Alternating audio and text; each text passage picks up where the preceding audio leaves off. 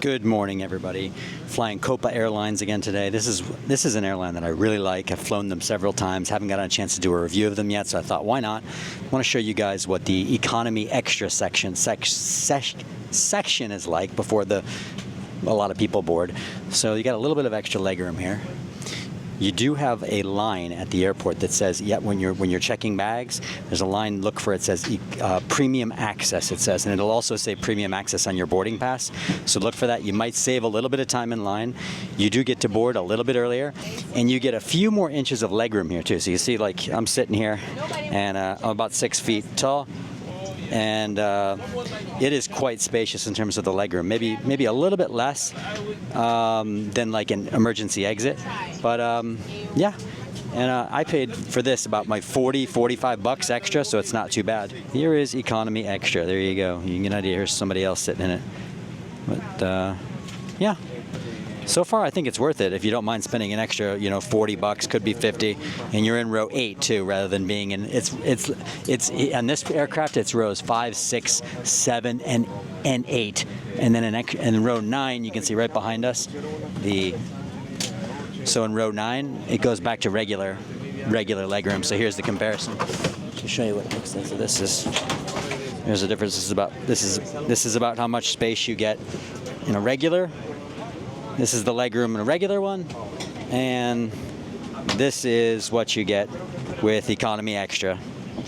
So, and generally I like this airline too. They always seem to be on time. We'll see how things go in the rest of the flight. I'll say is they still have these places to put your books and your water and stuff like that. Can't stand these budget airlines that don't have a pocket for you to put stuff in. It really drives me nuts.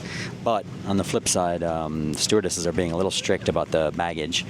I thought sitting up here, maybe I could get away with having my carry-on suitcase and my backpack up in the luggage compartment, and the stewardess is saying no.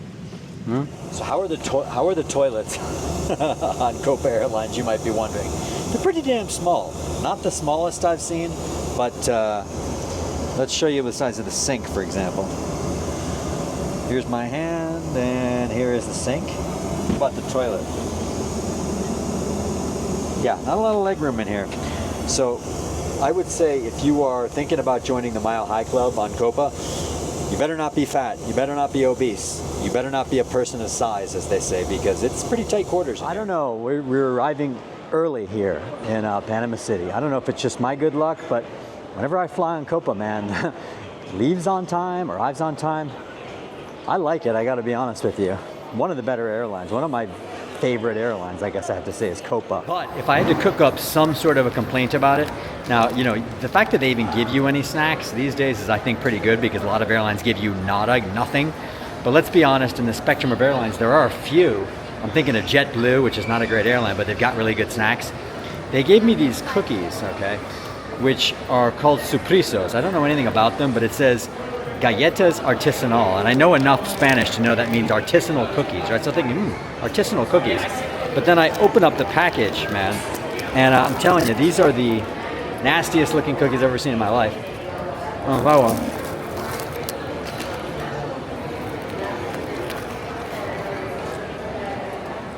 All right.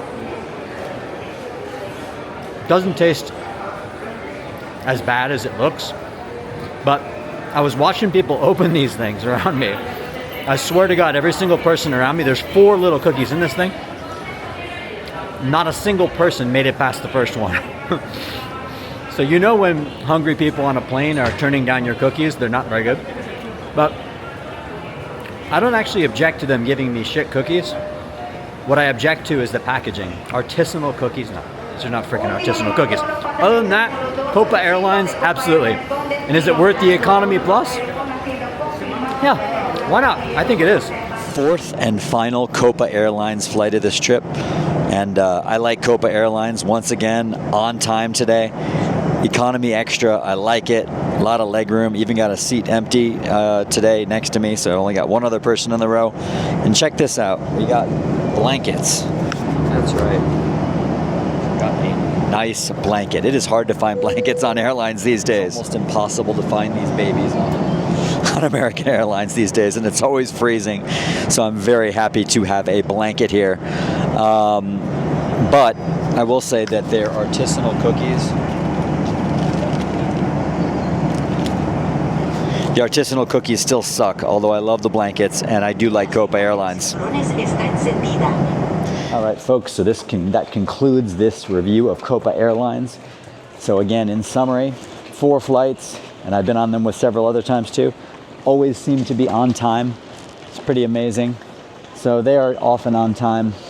The stewardesses are nice. Some of them are also very pretty, as a little added bonus. They give you some snacks. Most of them suck, especially the artisan cookies. Those suck really badly. What else to say about them? The economy extra, is it worth it? I think that it is. If you get a good deal on it, 30, 40 bucks, and you're traveling alone, why the hell not?